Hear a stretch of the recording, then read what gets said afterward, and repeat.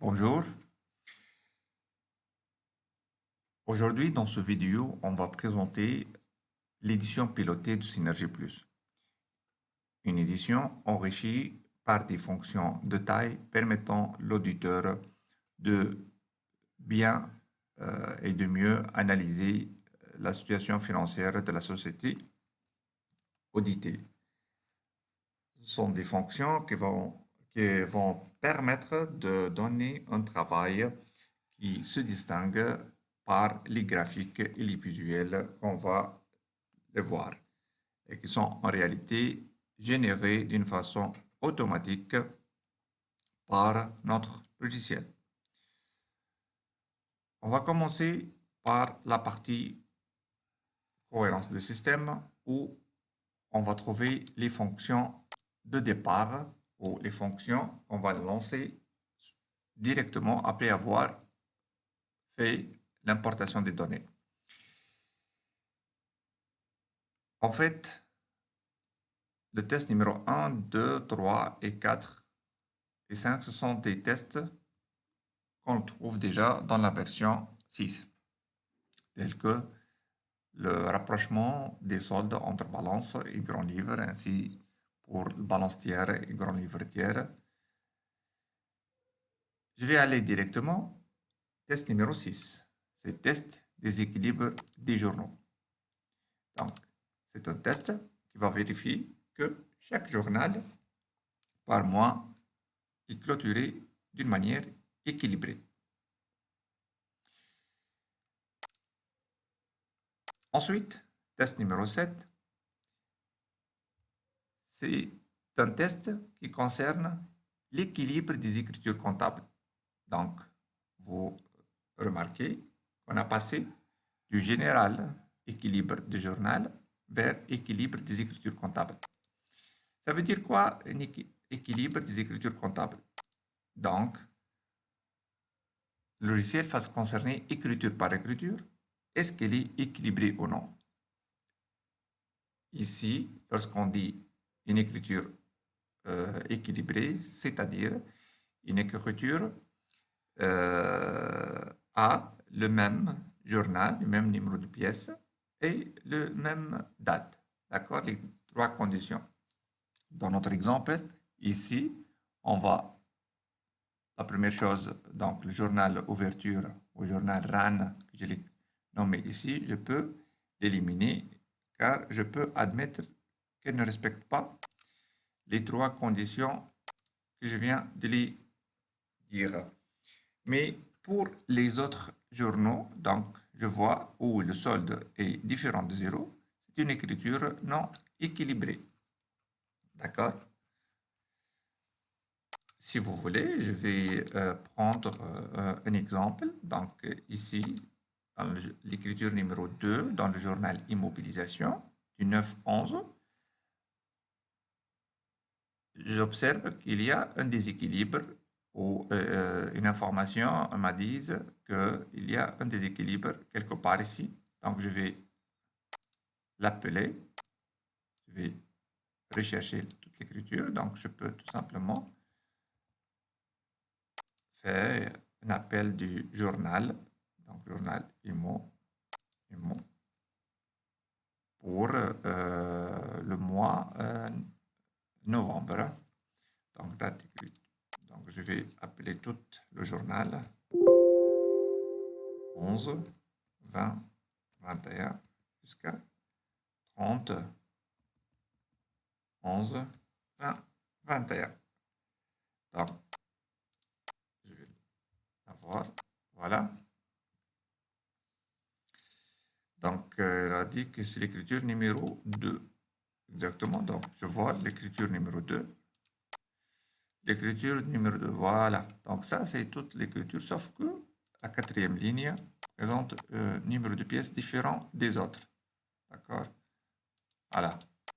Donc, on aurait dû avoir le même numéro de pièces. Donc, je comprends qu'il y a une manipulation a été effectuée dans cette écriture.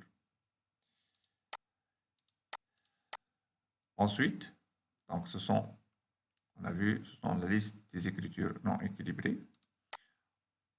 Je ferme les fenêtres que je n'ai plus besoin.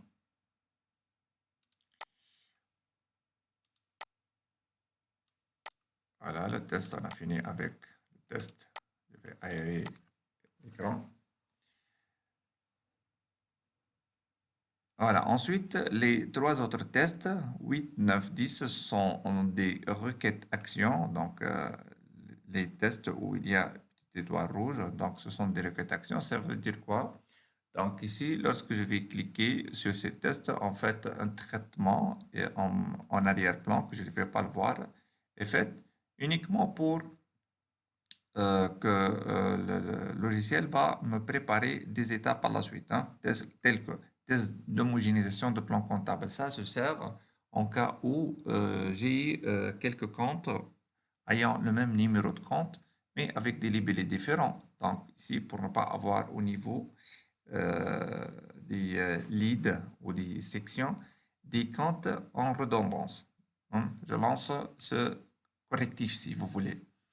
Le test numéro 9, activer la comparaison multi-exercice. Donc ici, au niveau des analytiques, on va voir que je vais trouver un genre d'analyse analytique. Donc pour l'obtenir directement, donc, je dois cliquer sur le traitement numéro 9.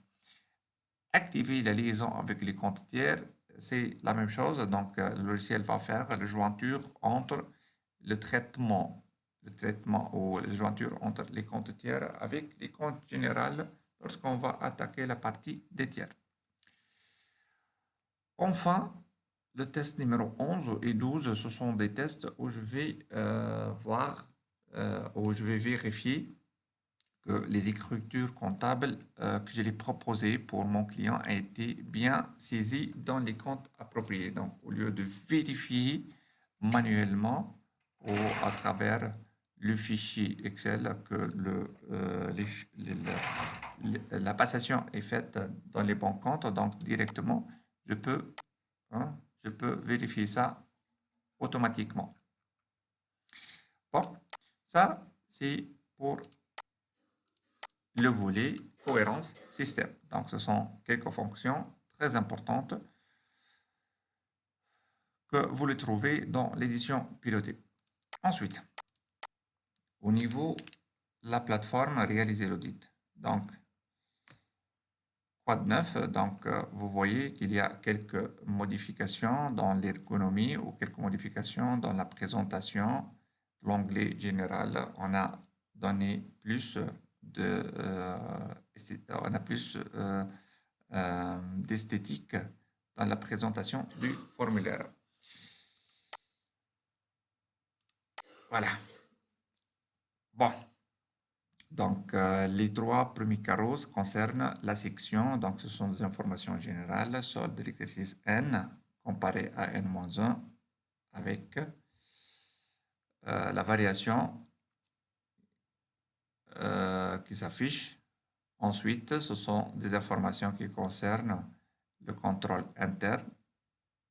Par la suite, ce sont des informations concernant les observations et les commentaires des chefs d'émission et des responsables dossiers. Et enfin, ce sont des parties qui vont concerner sur le travail de l'audit. Donc, le premier carreau concerne l'audit des soldes. Ça veut dire si je vais opter par une validation des soldes. C'est-à-dire, c'est le contraire de la validation des mouvements. Donc, je peux directement interroger une liste de choix que je vais choisir un élément probant pour confronter le solde avec ce document afin d'obtenir une validation du compte. D'accord? Bien sûr, c'est une liste modifiable. On peut ajouter d'autres éléments probants si jamais j'ai besoin.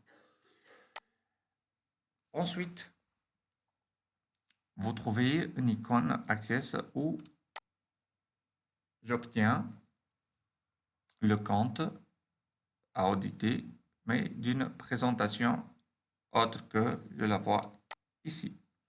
Donc, qu'est-ce que je lis ici? Donc, le compte 70, 100, 700 présente 4 nouvelles colonnes. La première colonne concerne une colonne de commentaires.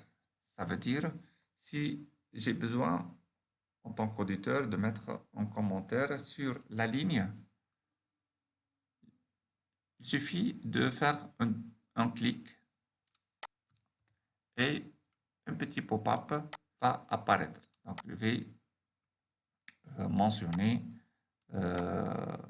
mon commentaire. Les lignes qui contiennent des voyants rouges, ça veut dire qu'il y a des paroles mentionnées ici. Par contre, celles vides, il n'existe rien.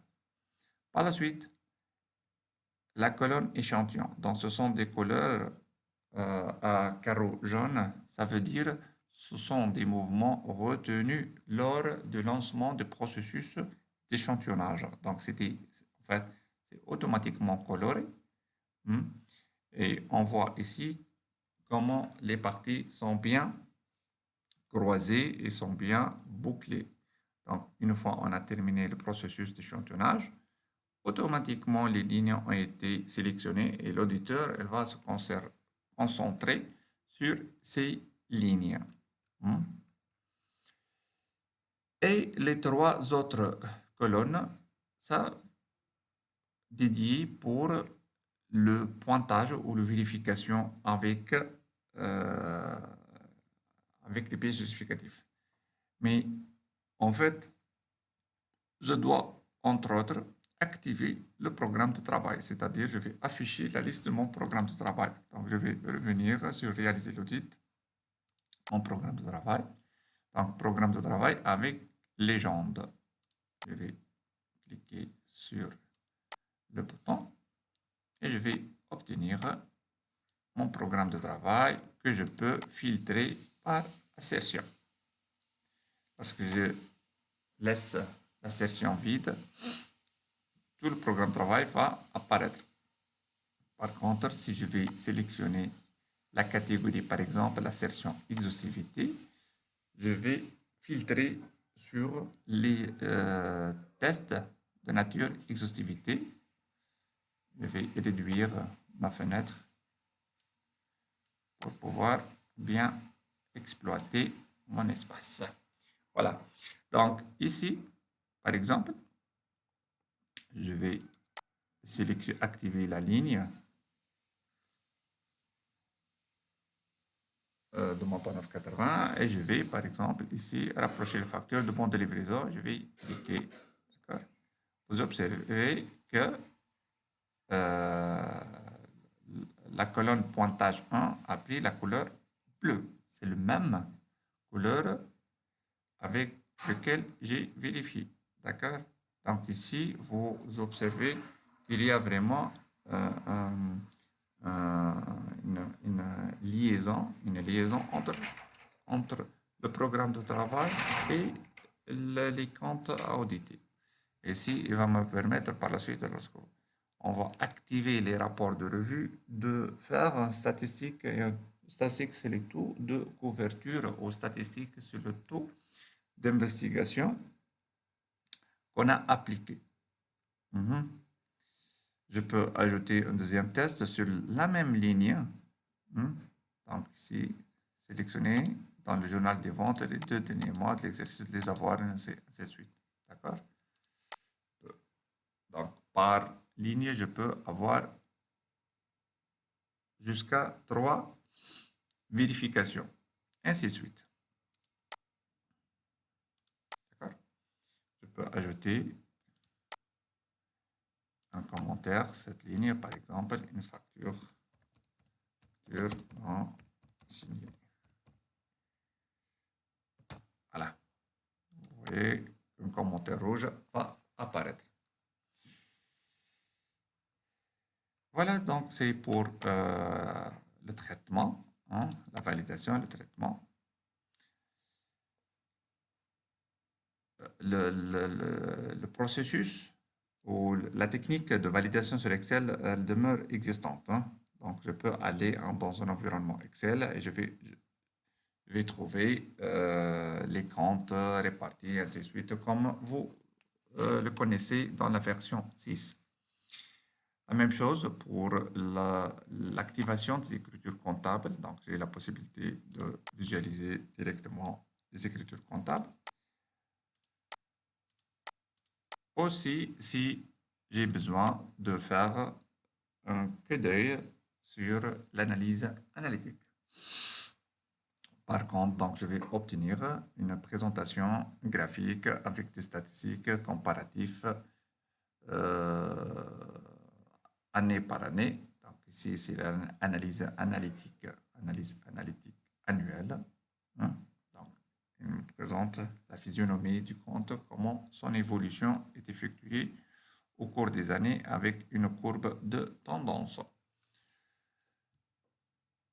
Donc, je lis ici que le compte 70 100 700 affiche un solde de 1 milliard 971 279, soit une régression par rapport à N-1 de 42%, et ce compte représente 76% du chiffre d'affaires. Donc, c'est un compte très important. Ça, c'est une analyse annuelle. Par la suite, je trouve une analyse mensuelle, donc une répartition du compte entre les 12 mois, avec présentation des montants max, min, moyenne, nombre de mouvements, solde par mois, solde cumulé, les journaux utilisés pour ce compte et l'existence des doublons.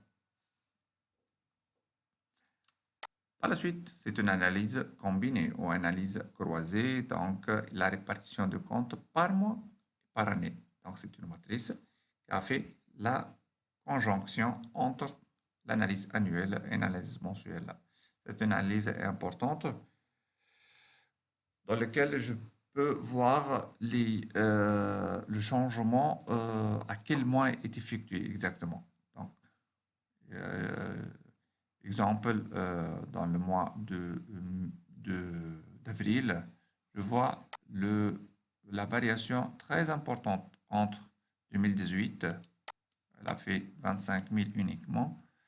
Par la suite, en 2019, je n'ai pas de données. En 2020, il y a une hausse, et en 2021, il y a encore une hausse presque de 100%. Voilà. Donc, ça, c'est l'analyse analytique du compte.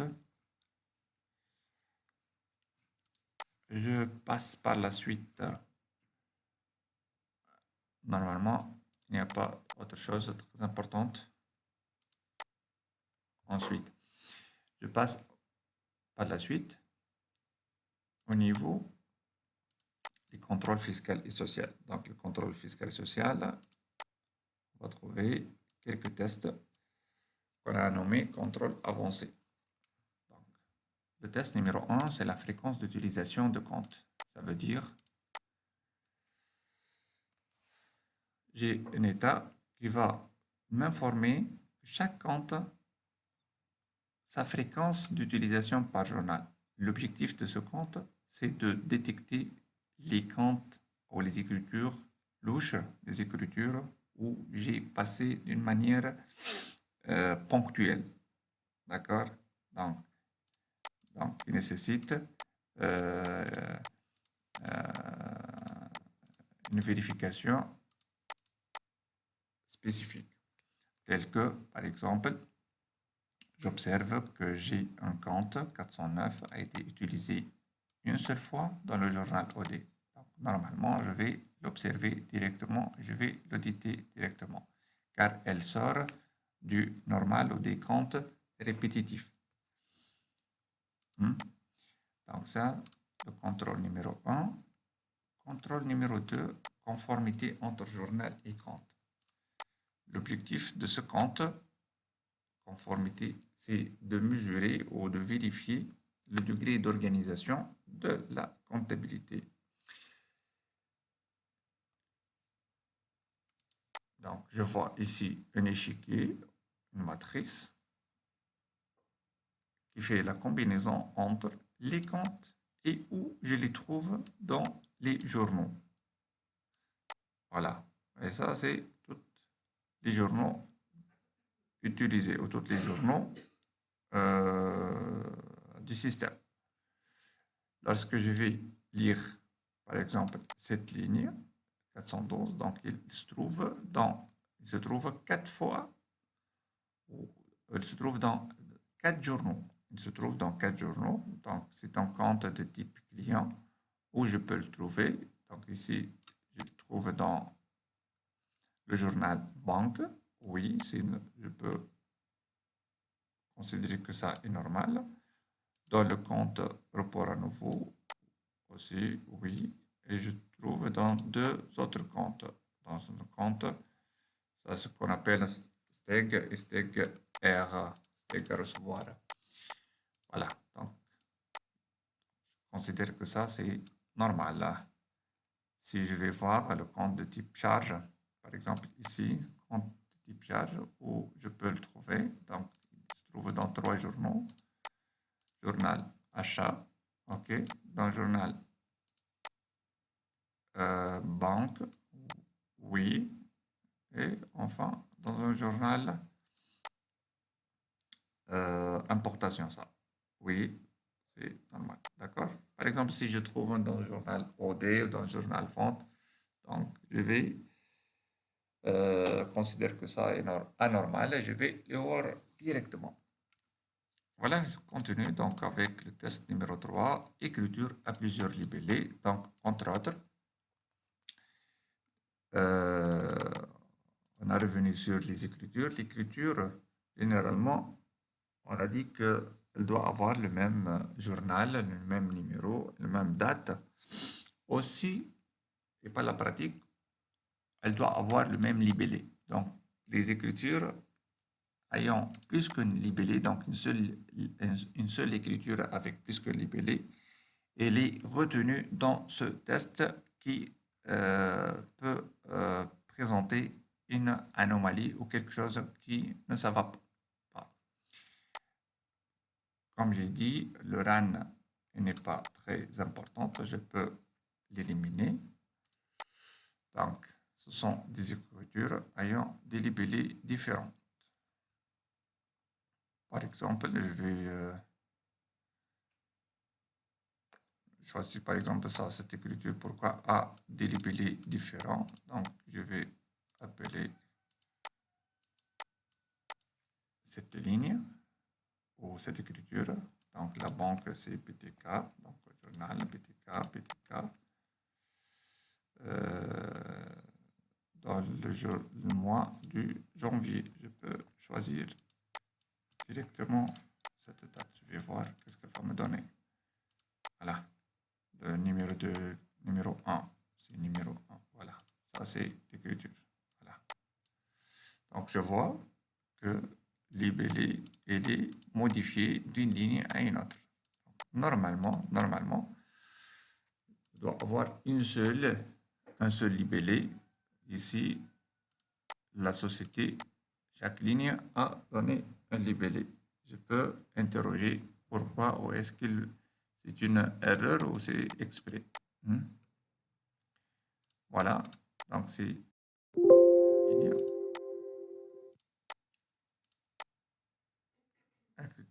Ensuite, analyse graphique, mouvement du compte, test numéro 4, analyse graphique, mouvement de compte. Ce test va faire ce qu'on appelle le zoom, un agrandissement graphique, mois par mois, de l'évolution du compte. Donc, je vais choisir un compte caisse.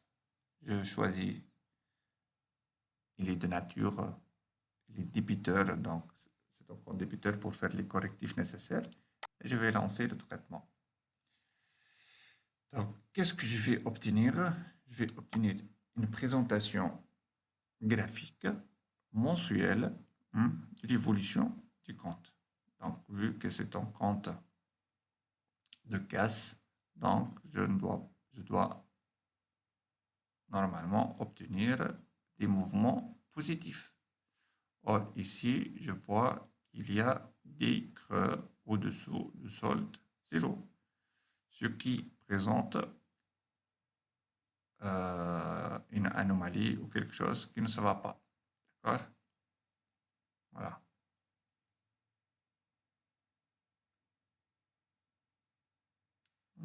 Voilà, donc, mois, mai, juin, ainsi de suite. D'accord? Voilà. Ça pour analyse graphique de compte. Analyse graphique. Test numéro 5, c'est un test sur les tiers non justifiés. Donc, ici, directement, le logiciel va me donner dans un état les tiers non justifiés, les tiers non lettrés, si vous voulez. Donc, notre cas, si je consulte la balance, j'ai 361 comptes tiers. 361 comptes tiers. Donc, ici, avec cet état, je me rends compte que j'ai uniquement 34 comptes qui ne sont pas justifiés. Ici, il va me faciliter faciliter d'attaquer les zones ou les tiers non justifiés, non lettrés directement. Voilà, donc ce sont les listes des comptes non justifiés. Ensuite, test numéro 6, c'est les tiers justifiés, mais justifiés d'une manière erronée, d'une manière non correcte. Oui, on peut trouver pas mal de fois que malgré que j'ai obtenu des lettrages, mais ma vérification donne que le lettrage n'est pas correct. Exemple ici, c'est un compte fournisseur que j'ai obtenu de lettrage, mais le lettrage ne donne pas total débit égal total crédit. Voilà, je pense que j'ai terminé la partie contrôle avancé. Voilà, le contrôle avancé, j'ai fini. On va par la suite aller aux outils d'audit. Les outils d'audit, je vais aller directement aux trois icônes. Ici, c'est un état qui va me donner directement les tiers en régression. Donc, ici, c'est une analyse purement analytique comparative des tiers. Donc, ça, c'est un état où des clients que je l'ai perdu ou qui ont perdu la vitesse à l'exercice 2021 par rapport à 2020. L'autre, c'est le contraire. Ce sont des clients que j'ai fait un chiffre en plus par rapport à N-1. Donc, ce qu'on appelle client en progression.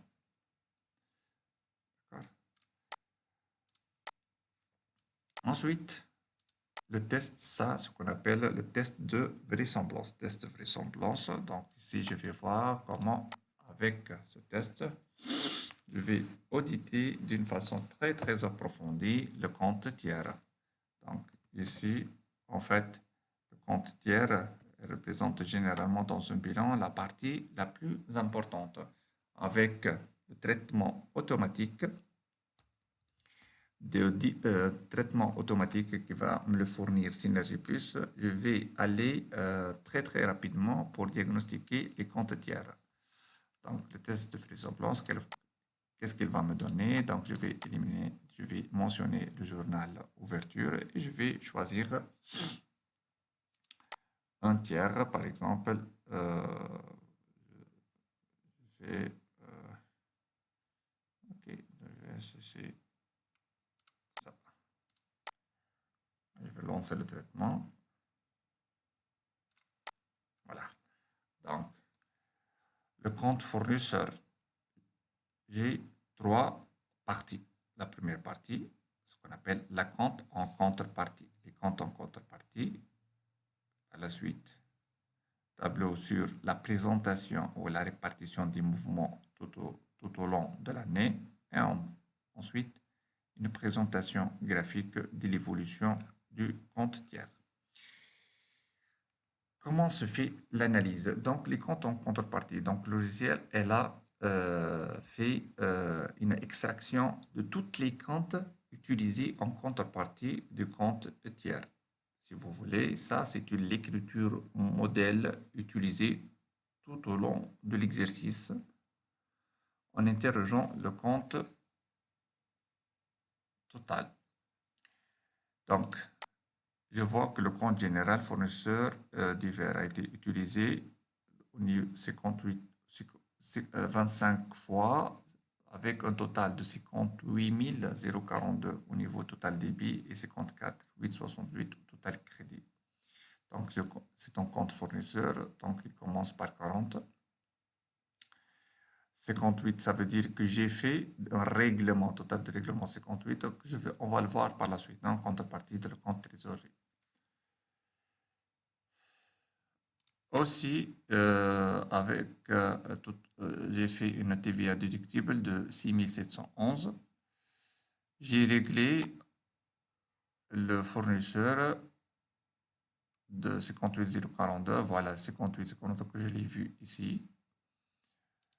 J'ai constaté une charge de 48 000 et un droit de timbre de 7 dinars 200. Je vois ici qu'il n'y a pas, par exemple, lors du règlement, je n'ai pas interrogé le compte Ordinary Source, par exemple.